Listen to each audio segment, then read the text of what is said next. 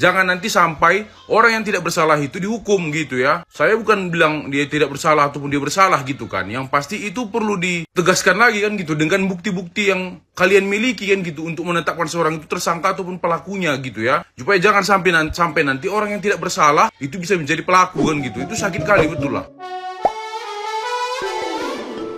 Hola netizen yang tercinta, di tengah ramai kasus pindah Cirebon, sosok supranatural Om Hao ikut memberikan pengakuan. Om Hao mengaku berkomunikasi batin dengan almarhum Eki di tengah simpang siur soal pelaku sebenarnya dalam kasus pindah Cirebon. Om Hao mengaku ikut menerawang sosok Eki yang juga tewas dalam tragedi pada tahun 2016. Hasil penerawangan Om Hao terhadap Eki terungkap bahwa ada pengkhianatan dalam kasus pindah Cirebon. Kata Om Hao, Eki merasa dikhianati oleh teman dekatnya sendiri. Ia bercerita bahwa Eki dan Vina sudah lama menjadi bahan bully di geng motornya. Om Hao juga mengatakan pesan dari Eki terkait kebenaran Peggy Setiawan sebagai DPO yang ditangkap dalam kasus pindah Cirebon. Ia mengatakan sebenarnya pelaku dan Eki tergabung dalam sebuah geng motor, sampai ada celutukan tidak mengenakan dari Vina. Menurutnya pelaku bukanlah orang biasa. Pelaku ini lantas mengajak Vina pergi menggunakan motornya yang lebih bagus dari Eki. Ditambah lagi, orang di sekeliling pelaku ini juga menjadi kompor, kata Om Hao. Selain itu, Eki merasa dikhianati oleh teman dekatnya. Menurut Om Hao, sebenarnya Eki sudah diperingatkan oleh ayahnya Rudiana untuk menjauhi lingkungan tersebut. Sedangkan Peggy Setiawan mengaku sama sekali tidak terlibat dalam kasus pindah Cirebon. Ia bahkan mengaku sampai rela mati demi membuktikan bahwa dirinya bukan pelakunya. Nah, gimana nih menurut netizen yang terhormat? Silahkan berkomentar ya. Rahasia kenapa si Peggy atau si Peggy Perong itu cepat ketangkep. Jadi begini, pada 2016 lalu, saat kejadian kasus pindah Cirebon, si Peggy ini sebenarnya sudah dicurigai oleh polisi. Dan bahkan rumah si Peggy setelah kejadian malamnya banyak didatangi oleh polisi. Ya, si Peggy ini.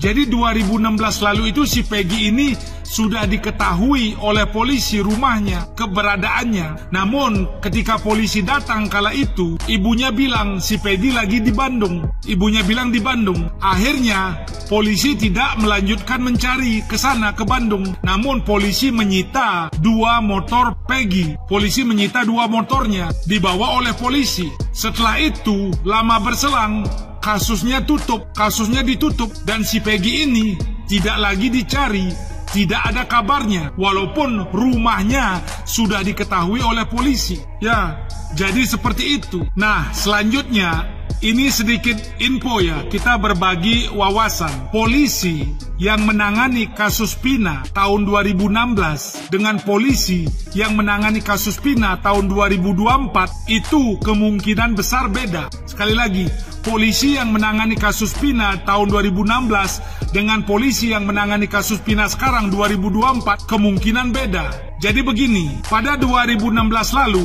anggaplah kita mudahkan, ada kasus Pina. Kemudian polisi waktu itu manggil 5 orang dari polisi untuk menangani kasus Pina tahun 2016. Nah, setelah 5 polisi ini di tahun 2016 menangani kasus Pina, akhirnya singkat cerita kasus Pina tutup. Setelah kasus Pina tutup, kemungkinan besar polisi ini ada yang sudah pindah tugas. Ada yang pindah tugas ke sana, ke sini, ke Polres ini, ke Polsek itu. Mungkin ada beberapa yang masih di situ.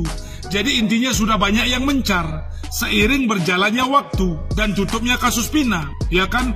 Jadi mereka udah banyak nyebar. Yang dulu menangani kasus Pina 2016, polisinya banyak yang mencar, ya. Nah, setelah lama berselang 8 tahun kemudian muncullah film Pina bulan Mei ini, viral.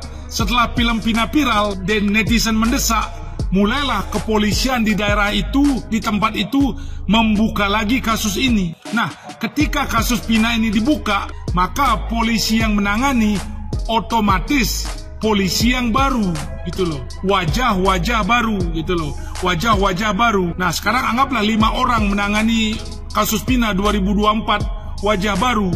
Maka orang-orang ini akan membuka file, membuka berkas-berkas lama tahun 2016 kembali gitu loh. Setelah dibuka-buka berkasnya, kemudian mereka menghubungi senior mereka yang mengurusi kasus Pina 2016 lalu. Setelah itu semua dibuka, disitulah mungkin polisi yang menangani Pina 2024 ini ketemu lagi dengan si Peggy yang dulu tidak ditangkap. Akhirnya mereka ketemu lagi dengan si Peggy yang dulu nggak ditangkap. Maka polisi tahun 2024 ini mendatangi kembali rumah Peggy. Namun mungkin sekarang alasannya Peggy masih di Bandung. Bedanya sekarang dicari sampai ke Bandung orang itu, dan akhirnya Peggy ditangkap di Bandung. Ya, jadi seperti itu. Paham bedanya? Kalau polisi yang menangani kasus Pina 2016 lalu datang ke rumah Peggy, terus ibunya bilang Peggy ada di Bandung, polisi nggak melanjutkan, cuma menyita 2 motor. Sementara beda polisi tahun 2024, mereka datangi rumah Peggy, ibunya bilang Peggy di Bandung, dicari sampai ke Bandung dan ditangkap. Itu bedanya yang polisi menangani 2016 dengan polisi yang menangani 2024. Itu bedanya. Nah, yang ironisnya atau miris bagi saya, polisi yang tahun 2024 ini bilang bahwa si Peggy ini adalah otak pelaku utama. Peggy ini adalah otaknya, kepalanya, ya, yang punya rencana, punya ide. Terus pertanyaan saya, kenapa polisi yang 2016 lalu sudah tahu si Peggy ini otaknya, otak pelaku, kenapa dilepaskan? Kenapa tidak terus dicari sampai ke Bandung? Sementara temannya yang lain yang cuma ngikut di penjara, kenapa otaknya yang dibebaskan, cuma motornya disita? Sementara temannya yang lain malah di penjara, dihukum seumur hidup, gitu loh. Malah sebagai otaknya itu yang harus diutamakan, tapi dibebaskan, cuma motornya saja disita 2. Ya, itu yang saya nggak habis pikir. Nah, di sini harusnya polisi yang menangani kasus Pina yang sudah tidak melanjutkan mencari si Peggy tahun 2016 itu harus diadu dengan polisi yang menangani kasus Pina tahun 2024 gitu loh. Jadi polisi yang menangani Pina 2016 harus diadu dengan polisi yang menangani Pina 2024. Kenapa yang ini melepas sementara yang ini bilang sebagai otaknya gitu loh. Ya, jadi ada 2 versi di sini. Polisi 2016 dan 2024 itu. Dan yang terakhir, itu kan waktu Peggy nggak di rumah, polisi yang 2016 itu menyita 2 motor Peggy. Sementara kasus tidak lanjut dan Peggy tidak dicari. Pertanyaannya, selama 8 tahun itu, motor Peggy yang 2 itu kemana? Harusnya kalau nggak dicari, kasus ditutup, dia bebas, motornya dibalikkan. Terus kemana 2 motor yang disita itu? Iya, secara logika nggak mungkin gitu seorang kuli bangunan sampai 8 tahun belum terungkap, ya. Secara akal sehat kita yang bodoh aja, jangankan yang seperti itu, yang kuli bangunan, ya. Kalau tidak punya backingan, nih backingannya pasti oknum polisi nih. Kalau tidak punya backingan oknum polisi di kota Cirebon, atau bahkan orangnya bukan itu, yang si kuli bangunan itu cuma dijadi kambing hitam, nggak mungkin sih gitu, ya. Tolong sebelum kalian lebih malu lagi, oknum-oknum polisi kota Cirebon, cepetanlah ya ungkap yang sebenarnya siapa. Karena kalau seorang kuli bangunan doang kayaknya nggak masuk akal. Paham Pak Polisi? Oknum polisi kota Cirebon paham?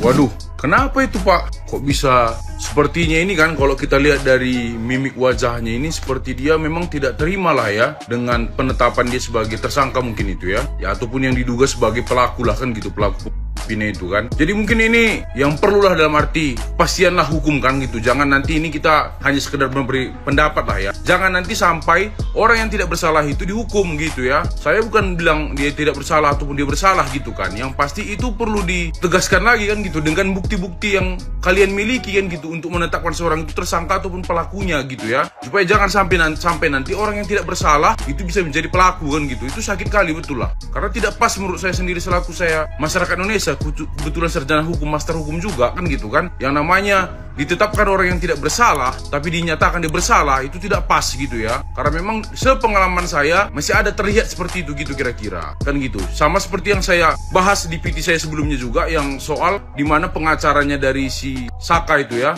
yang menyatakan dia tidak pelakunya kan gitu, yang dimana dia katanya sudah menyurati dan sebagainya lah kan gitu. Mungkin ada bukti tertulis dan sebagainya, namun mungkin ya pada saat itu tidak diindahkan. Karena apa? Karena mungkin pada saat itu perkara ini memang belum sampai difilmkan dan spiral ini gitu kira-kira ya. Jadi di sini saya selaku masyarakat Indonesia memberikan komentar yang sesuai dengan undang-undang, diberikan hak untuk memberikan namanya pendapat kan gitu kan. Pendapat saya sih, tolonglah dibuktikan dengan bukti yang lebih valid lagi supaya nanti memang betul inilah pelakunya almarhum Pina kan gitu kan. Jangan nanti sampai orang yang tidak bersalah dipaksakan gitu ya, diduga dipaksakan untuk menjadi sebagai seorang pelaku gitu, nggak pas itu. Oke lah ya, thank you.